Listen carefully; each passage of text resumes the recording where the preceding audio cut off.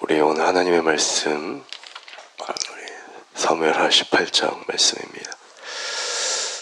제목이 압살롬의 최후, 그 뒤에 오늘 마지막 압살롬의 이야기입니다.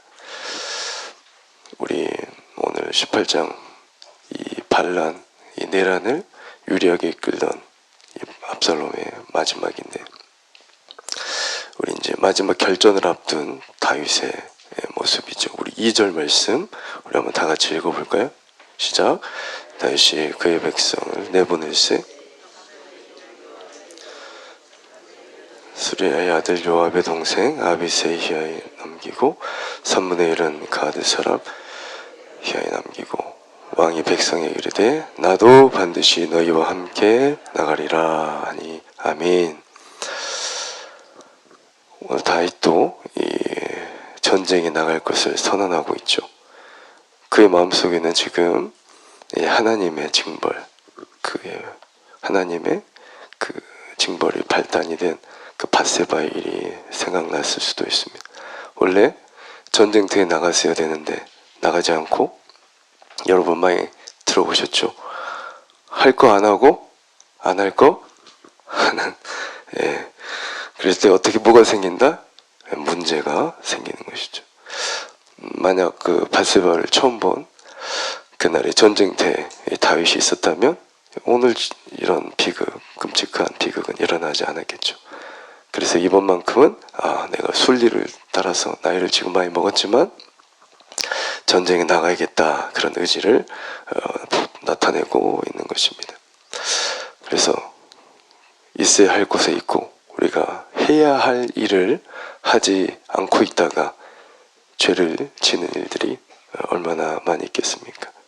우리 학생은 또 군인도 마찬가지고 목회자도 마찬가지고, 우리 모두는 하나님께서 주신 각자의 환경 속에서 최선을 다해서 살아가는 것이 주님께 영광 올려드리고 이 죄를 막는 지혜로운 일인 줄 믿습니다.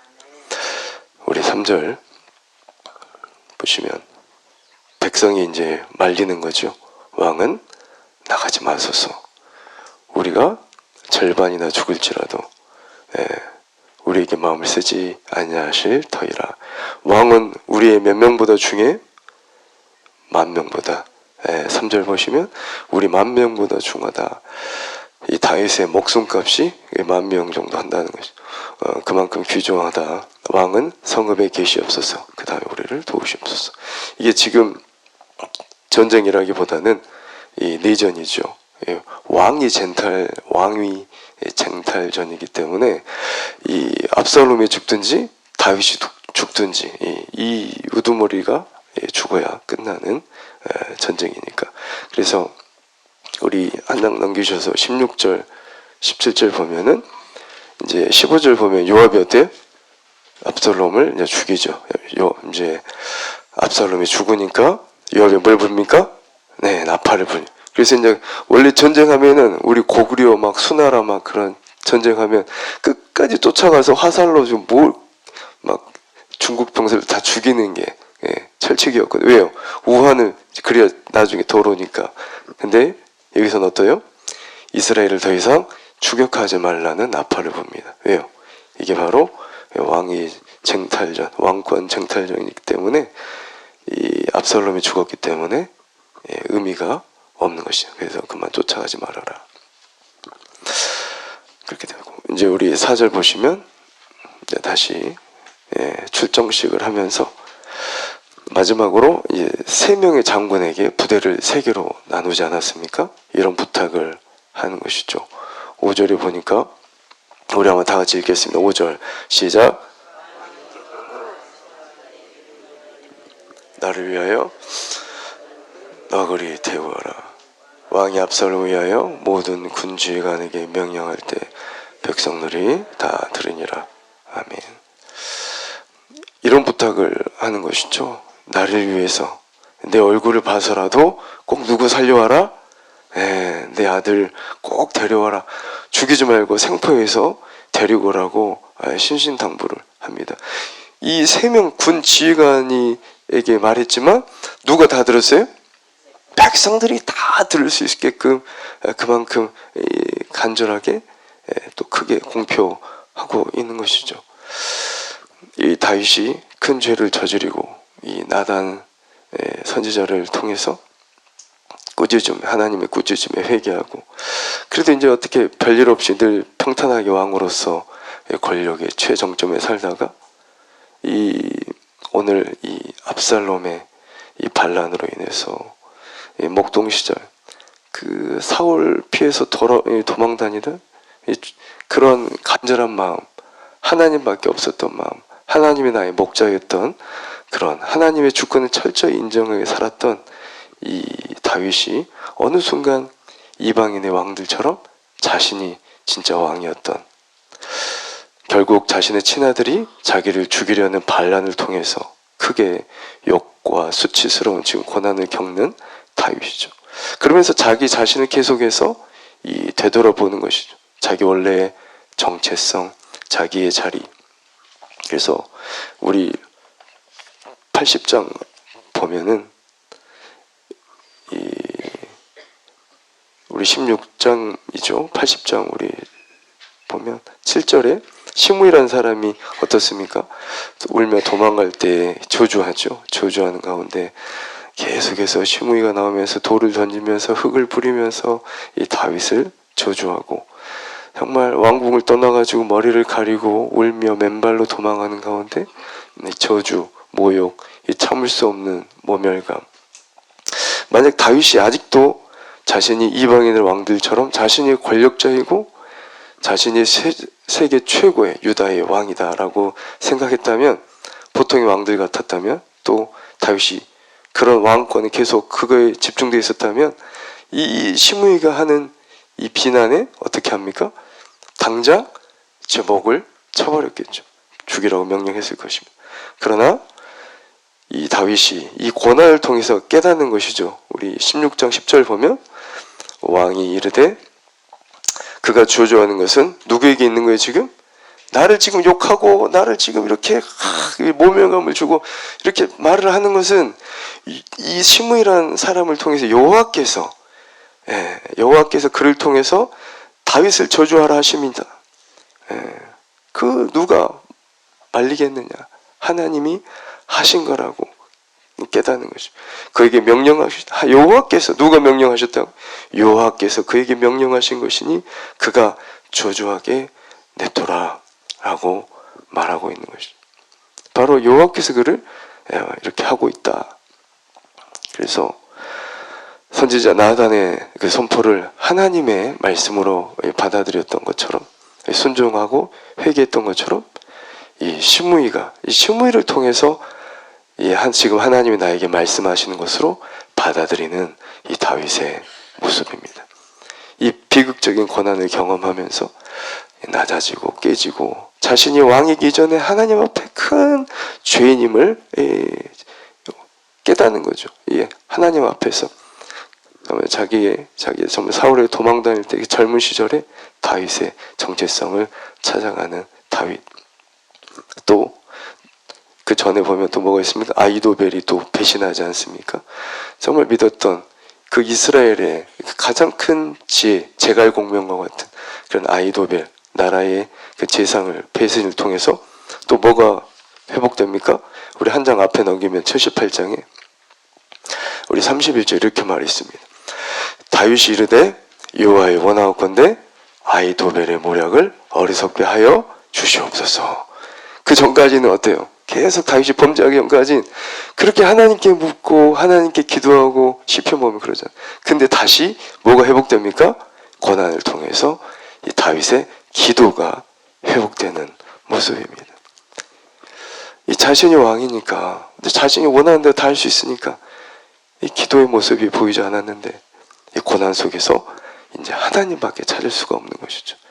그래서 다윗의 영적 이 전성기 시절 늘 하나님께 묻고 기도했던 다윗, 이 기도가 회복되는 다윗입니다. 지금 아들이 지금 자신을 죽이려는 이 끔찍한 상황 속에서 그의 생애의 최악의 상황이었지만 이 고난을 통해서 낮아지고 깨지고 겸비해지는 이 생생한 과정을 통해서 하나님의 사랑을 충만히 경험하고 또 회복하는 그런 다윗의 모습. 그래서 오늘 금방 읽으셨던 것처럼 5절 보니까 젊은 압살롬을 너그러이 대어라. 지금 누구 때문에 이런 고생을 하고 있습니까? 아들 때문이죠. 지금 압살롬이 계속 살면 어떻게 되는 거예요? 자기가 죽을 수도 있는 거예요. 왕권이, 유다의 이 다윗의 나라가 없어질 수 있는 그런 절체절명의 순간, 마지막 결전을 앞두고 뭐라고 하는 거예요? 이 내란, 이 반역의 우두머리, 이 자기 아들 압살롬을 살려서 데려오라는, 이 참 이해할 수 없는. 그런데 다윗이 이 고난의 과정을 통해서 자신이 회복되니까, 기도와 모든 것들 가운데 자기가 회복되니까 하나님의 사랑을 다시 회복하는 것이죠. 그래서 이 아들이 죽어야 내란이 종식됨에도 불구하고 이 요압 모든 충성파들도 나중에 보면 이해할 수가 없죠. 그러나 고난을 통해서 하나님을 더욱 찾고 경험하고 다시 이전에 하나님이 자신의 목자였던 진정한 아버지 품이었던 하나님의 품을 다시 회복하면서 아버지의 사랑을 회복하는 것이죠. 그래서 그 전까지 자기를 죽이려고 혈안된 이 아들을 살려서 데려오라고 합니다. 그래서 여러분 그 전까지는 어때요? 17장 계속 다윗이 죄짓고 막 데리고도 왔잖아요. 우리 압살롬 데리고 왔는데 몇 년 동안 안 봐요? 2년 동안 안 봐버려요. 왜요? 계속해서 지난주에도 말씀드렸지만 아버지라는 이름이 한 번도 안 나. 다윗이라는 이름이 한 번도 안 나. 다 왕이었어요. 아들 앞에서도 왕이었어요. 내 종 압살롬. 그런데 하나님을 다시 만나고 다시 회복되다 보니까 아버지의 마음을 회복하고 그 예수님께서 말씀하셨던 탕자의 비유에 나온 아버지처럼 이제는 아버지의 마음으로 자기가 위험에 빠뜨릴 수 있음에도 불구하고 압살롬을 살아서 데려와라. 너그러이 대우해라. 이 말도 안 되는 이 정치적으로는 이해할 수 없는 바로 아버지 다윗의 모습을 이 아버지 다윗의 모습이 이제 회복됨을 성경은 기록하고 있습니다. 그리고 우리 6절, 7절 보면 그대의 결전의 날이 밝아서 에브라임 수풀에 모여서 싸웠는데 우리 8절 보면 많이 죽었다. 거기서 많이 죽었다라고 나오는데 7절 보면 그날에 어디서 죽은 자가 수풀에서 죽은 자가 칼에 죽은 자 8절 보면 칼에 죽은 자보다 많았다. 뭔 말입니까? 기드온 용사처럼 이 사람이 칼로 죽인 수보다 수풀에서 죽은 자연에 죽은 사람이 많았다. 하나님께서 하셨다. 하나님의 전쟁이었다는 것을 말하고 있습니다.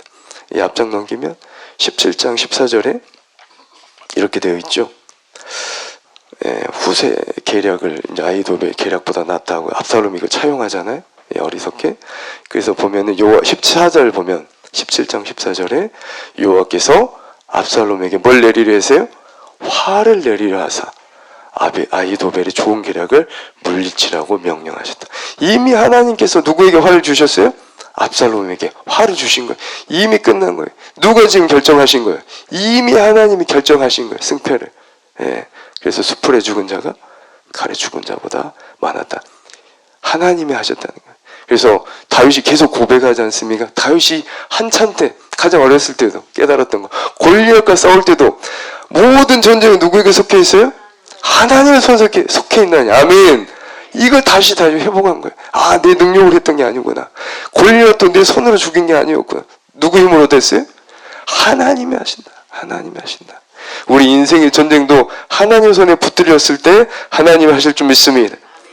우리 9절 압살롬이 다윗의 부하들과 마주치고 이제 압살롬이 이제 도망가죠. 결국 우리 2절 9절 보시면 압살롬의 머리가 그 상수리 나무에 걸림에 그가 공중과 그 땅 사이에 달렸다라고 돼 있는데 공중과 그 땅 사이를 영어로나 이제 원어로 보면은 하늘과 땅 사이라고 돼 있어요. 그러니까 어떤 의미입니까? 나무에 딱 걸렸는데 이 압살롬의 생명이 어떻게 돼 있다고요? 지금 하늘과 땅 사이에 지금 이승과 저승의 사이에 걸려 있다고 표현하고 있는 것입니다. 그리고 압살롬의 머리 하면 생각이 나죠. 여러분 2주 전에 어떻습니까? 남자임에도 불구하고 14장 25절 이스라엘 가운데 압살롬과 같은 아름다움이 없었다. 그런데 그게 가장 특징이 뭐였습니까? 발끝부터 정수리까지 온전했지만 특히 그의 머리를 강조하고 있어요. 헤어를 강조하고 있는 부분 특징이죠. 그만큼 압살롬의 이 자랑이 어떻게 됩니까? 내가 가장 자랑할 수 있는 그 부분이 결국 도리 어떻게 된다? 하나님에 겸손하지 않았을 때는 자기를 죽이는 게 된다. 압살롬의 머리 강조하고 있죠. 그래서 이 압살롬의 머리, 이 압살롬의 이 내란과 가장 유사한 내용이 어디 있냐면 이사야 14장 12절 보면 이 하늘에서 가장 하나님 다음으로 지음받은 이 영적 존재가 여러분 일심하신 분 아실 거면 교재 보시면 누구였어요? 루시퍼라는 존재야. 근데 어떤 마음을 먹었어요? 내가 뭇별보다 하나님보다 높아지리라 마음을 먹었어요. 루시퍼 그래서 이제 천사들의 3분의 1을 갖고 하나님께 어떻게 해버립니까? 땅에 찍히게 해버리죠. 교만, 루시퍼에 있는 그 교만. 그래서 어떻게 보면 이 내란이죠. 그런 것처럼 오늘 압살롬의 그 교만, 하나님께 다루어지지 않으니까 그 자신의 자랑, 자신이 지금 높일 수 있는, 하나님을 높일 수 있는 그 하나님 주신 그 무기가 도리어 하나님을 대적하는 교만이 된다. 그래서 하나님께 선천적으로 주셨던, 아니면 내가 갈고 닦았던 그 모든 것은 내가 하나님께서 다뤄주시고 겸손하지 않을 때 그 나의 자랑이 나를 멸망시킬 수도 있음을 성경은 계속해서 창세기부터 계시록까지 계속해서 강조하고 있는 것이죠. 그래서 교만이 무엇입니까?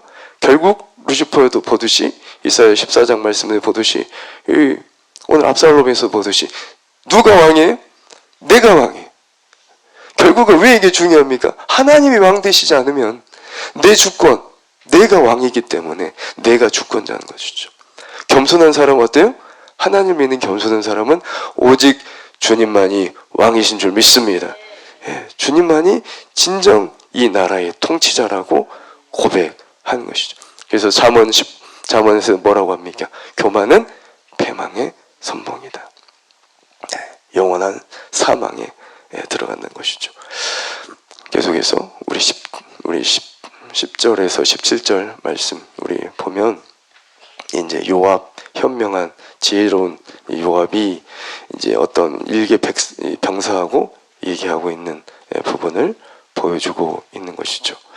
그래서 이제 18절 말씀 우리 그 압살롬의 교만에서 연결해서 본다면 마지막 말씀 오늘 말씀이지만 압살롬이 살았을 때 누굴 위하여 비석을 세웠어요? 자기를 위하여 비석을 세웠다고 말을 하고 있습니다. 자기를 위하여 비석을 세웠다. 다윗하고 비교되는 부분이죠. 다윗은 누굴 위해 살아요? 하나님을 위해서. 모든 것을 다 하나님, 모든 영광을 어때요? 자기 손을 통해서 결국은 뭘 만들어요? 하나님의 영광으로 만드는 거예요. 그런데 압살롬은 뭡니까?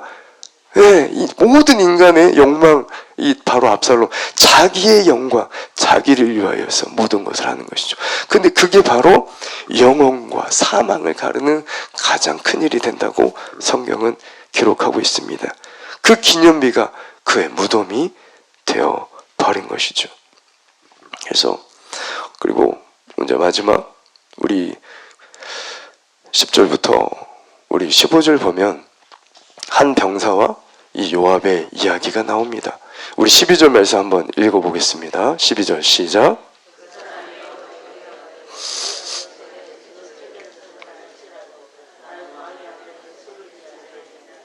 아멘. 젊은 압살롬을 해하지 말라 하셨나이다. 아멘. 그래서 마찬가지죠. 요압이 어떤 한 병사가 압살롬 살았다는 것을 보고하니까 뭐라고 합니까?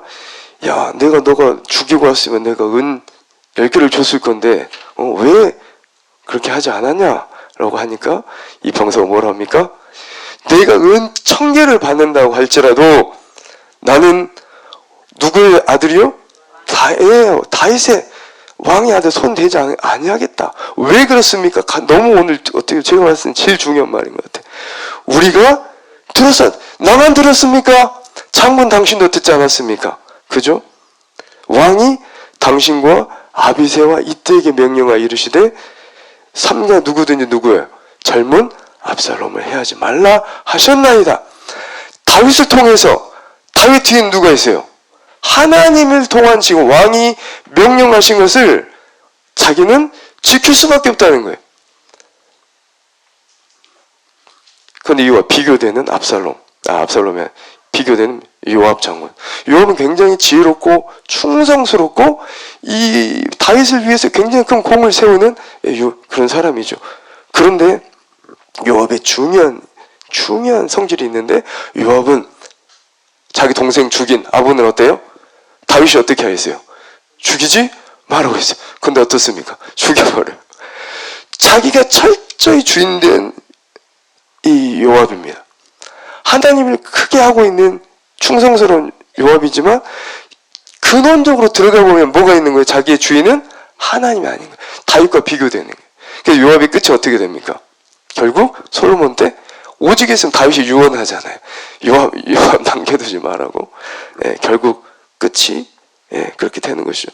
다윗의 영광스러운 나라의 굉장히 큰 개국 공신이었음에도 불구하고 우리 13절 말씀 우리 한번 다 같이 읽어볼까요?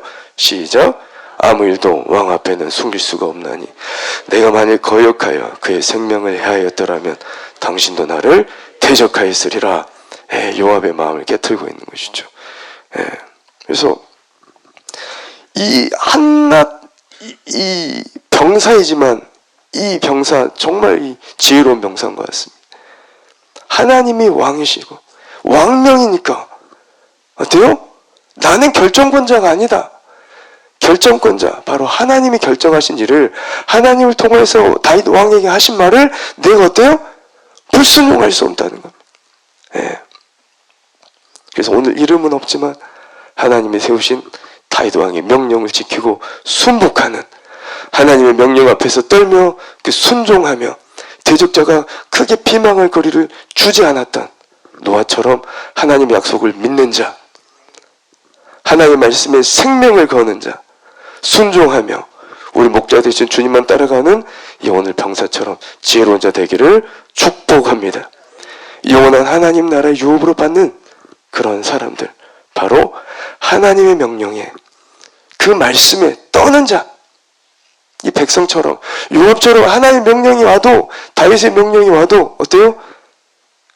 떨림이 없어요. 자기가 하고 싶은 결국은 해내.